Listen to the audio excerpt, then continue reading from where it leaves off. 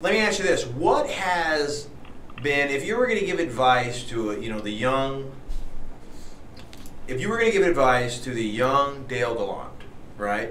What would that advice be? To the young loan officer, young real estate, young hustler, right? Young hustler. Let's just say that.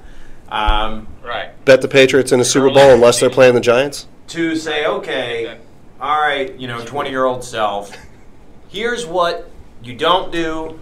And here's what you do, and here's the behavior and tactics that have worked, and here's what to avoid. What would your advice be?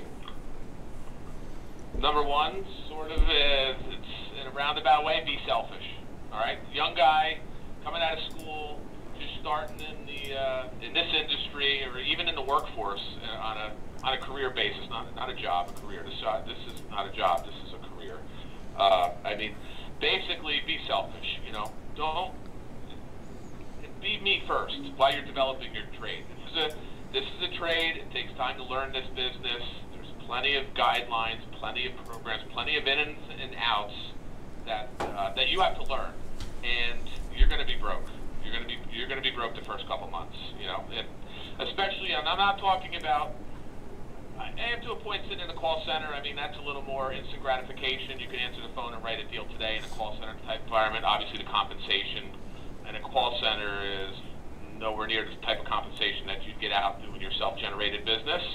So I would always say, listen, go the self-gen route, learn the business now, get it out of the way while you're young, don't have a family, don't necessarily have a mortgage, maybe a small car payment, and listen, learn this trade, and literally put 14 hours a day into it, because it's not a 9-to-5 gig, especially when you start out.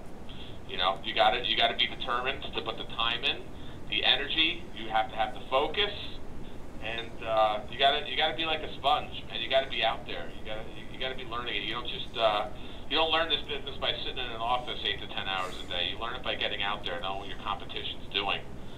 What's out there on the street, what's happening.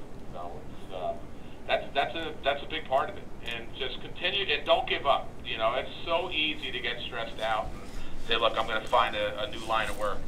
You have to understand there's good times in this business and there's bad times. Some months are better than others. It's never steady. Talk to any originator; they've never made the same each and every month over the course of X amount of years. So you'll have a couple great months, maybe have a bad month.